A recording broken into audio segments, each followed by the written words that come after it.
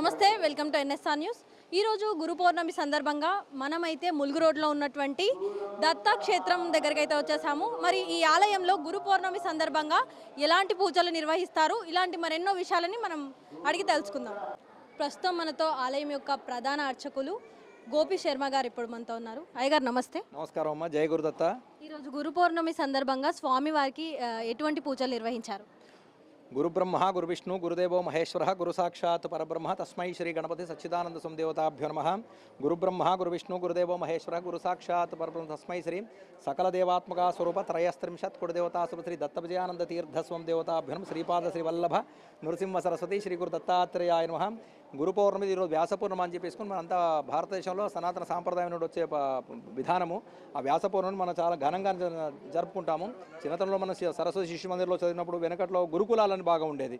అప్పట్లో ఇవి గురు పౌర్ణమి వ్యాస పౌర్ణమిలు బాగా చేసుకునేది. కాలక్రమేణా కొద్దిగా మళ్ళీ స్వామివారి దయ వల్ల మళ్ళీ చాలా విశేషంగా గురు పౌర్ణమి చేస్తున్నాం. ఇప్పుడు చాతుర్మాస దీక్ష అని చేస్తారు. ఆషాఢ శుద్ధ పౌర్ణమిని చాతుర్మాస దీక్ష అని యతీశ్వరులు సన్యాసులు ఈరోజు దీక్ష తీసుకొని 4 నెలలు దీక్షలో ఉంటారు. వాళ్ళు ఎక్కడికి పొలిమేర దాటకుండా ఉన్న చోటన ఉంటూ కఠినమైన నియమాలు పాటిస్తూ లోక కళ్యాణార్థము శుభంగా ఉండాలని దీక్షలు చేస్తారు వాళ్ళు. అది మన భారతదేశ సాంప్రదాయం. అది ఆ పరంపరలో వచ్చేదే గురు సాంప్రదాయం. దత్తాత్రేయ పరంపరలో వచ్చింది ఇదంతా కూడా. ఆదిశంకరాచార్యులు ఉన్నప్పటి కూడా వస్తున్నది.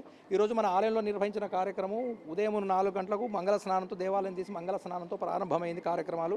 ఉదయం మంగళ స్నానం, తర్వాత స్వామివారికి హారతులు, తర్వాత గణపతి దత్త మూలమంత్ర హోమం చేశాము. గణపతి నవగ్రహ దత్త మూలమంత్ర హోమము.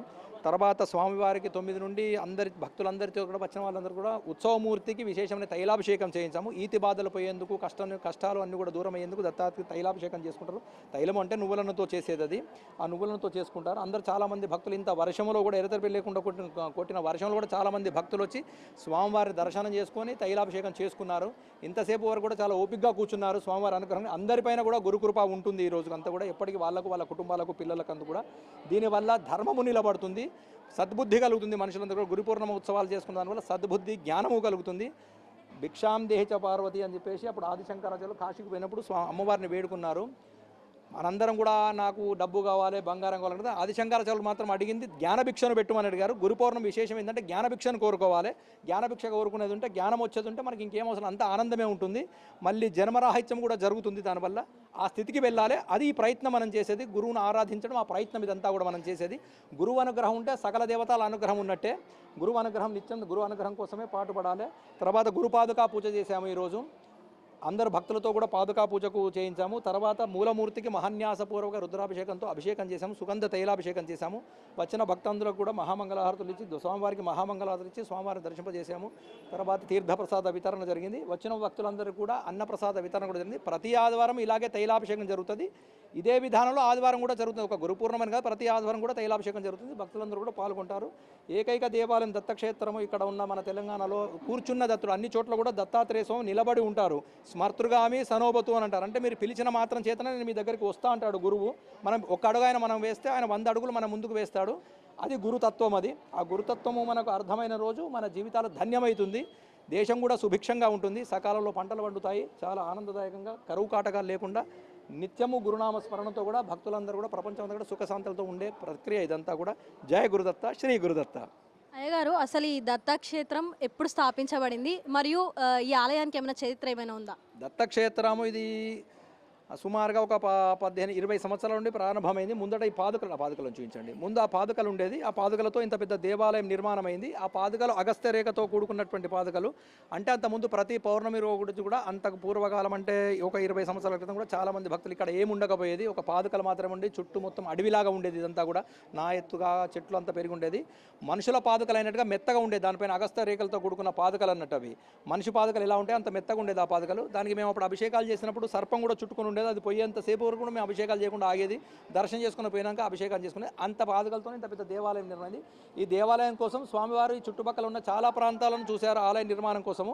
ఇక్కడనే ఎందుకు నివసించారంటే పూర్వకాలంలో కృతయుగంలో ఇక్కడ కొంత దత్త నవనాథులు ఇక్కడ తపస్సు చేసిన క్షేత్రం అది అని చెప్పి స్వామివారు చెప్పారు. ఇది ఇక్కడ నవనాథుల క్షేత్రం తపస్సు చేశారని. ఈ భూమి లోపల శ్రీచక్రం ఉన్నది ఇక్కడ, అందుకనే ఇక్కడ నేను ఈ ఇన్ని దేవాలయాల నిర్మాణం చేస్తున్నాను స్వామివారు చెప్పారు.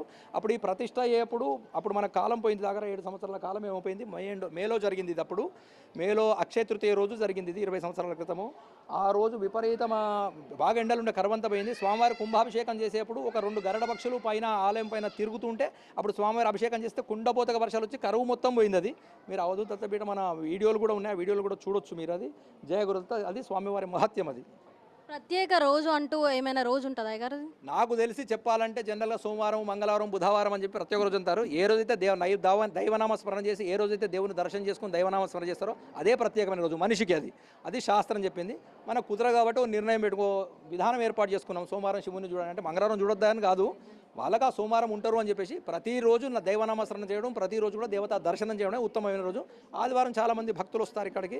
సంకట చతుర్థి కూడా బాగా ఆలయంలో కార్యక్రమం జరుగుతాయి. సాయంకాలం 5-5:30 ప్రాంతంలో గణపతి నవగ్రహ హోమం చేస్తాము. స్వామివారి సంకట చతుర్థి వ్రతాలు అందరి భక్తులతో చేయిస్తాము. స్వామివారితో కలిసి తర్వాత స్వామివారికి అభిషేకం చేయించి వచ్చిన భక్తులందరికీ కూడా తీర్థప్రసాద వితరణ, మహానదాన కార్యక్రమం జరుపుతాము.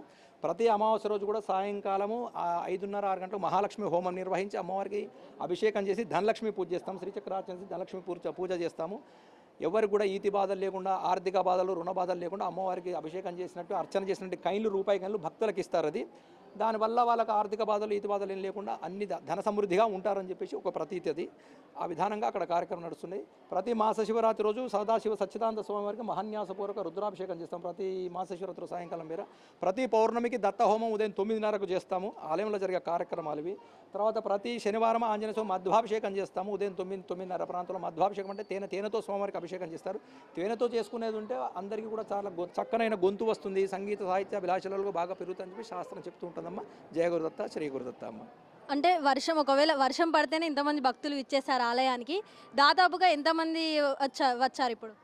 దాదాపుగా పొద్దుట నుండి ఇప్పటివరకు చూసిన దాన్ని బట్టి అంటే ఇంత వర్షంలో కూడా ఇప్పటివరకు మళ్ళీ సాయంత్రం చూసుకున్నా కూడా కనీసానికి 3-4 వేల మంది దర్శనం చేసుకుని ఉంటారమ్మా. అందాదగది గురు కృపాది. కొంతమంది వెంటనే వెళ్ళిపోయారు, కొంతమంది ఉన్నారు, కొంతమంది చూసి వెళ్ళారు, కొంతమంది సాయంకాలం మేళ వస్తారు. వర్షం తగ్గింది కాబట్టి సాయంకాలం వరకు కూడా వచ్చే అవకాశం ఉంటుంది. జయ గురుదత్త, శ్రీ గురుదత్త. నార్మల్గా అయితే ఎంతమంది వస్తారు ఒకవేళ వర్షం లేకుండా? నార్మల్ అయితే గురు పౌర్ణమికి అయితే ప్రతి గురు పౌర్ణమి ఉత్సవాలకు 5-6 వేల మంది దాకా దర్శనం చేసుకుంటారమ్మ. పొద్దుట నుండి సాయంత్రం వరకు దేవాలయం తీసినప్పటి నుండి సాయంత్రము పౌలింపు సేవ అయ్యే వరకు 5-6 వేల మంది దర్శనం చేసుకుంటారు. మామూలు రోజులు ఇదివరకు గడిచిన కాలంలో. ఇవాళ ఎంతవరకు వస్తారో అంటే వర్షాన్ని బట్టి వాళ్ళ రావడము జన సంఖ్య కాదు. ఎవరికైతే గురు కృప ఉంటుందో వాళ్ళు మాత్రమే రాగలుగుతారు. 10 లక్షల మంది ఉంటే 10 లక్షల మంది రారు. దత్తుడి దగ్గరికి రావాలంటే దత్తుడు అనుగ్రహం ఉండాలి, గురువు అనుగ్రహం ఉండాలి. వాళ్ళు మాత్రమే ఇక్కడికి వస్తారు. ఆ యోగం దత్త యోగం ఉన్న వాళ్ళు మాత్రమే దత్తుని దర్శనం చేసుకోగలుగుతారమ్మా. జయ గురుదత్త. సో మరి విన్నారు కదా స్వామి గారు చెప్పిన మాటల్ని. వర్షాన్ని సైతం కూడా లెక్క చేయకుండా భక్తులైతే చాలా మంది భక్తులైతే స్వామివారిని ఈరోజు దర్శించుకోవడం అయితే జరిగింది. ఈ దాదాపుగా అయితే వేల సంఖ్యలో అయితే భక్తులు, వర్షం లేకుండా అయితే వేల సంఖ్యలో భక్తులు అయితే తరలి వస్తారు ఆలయంకి. కానీ వర్షాన్ని సైతం లెక్క చేయకుండా ఇప్పుడు కూడా ఒక 3,000 మంది దాకా దర్శించుకొని వెళ్ళారని అయ్యగారు అయితే చెప్తున్నారు. కెమెరామెన్ కౌశిక్తో సంతోషి, NSR న్యూస్, వరంగల్.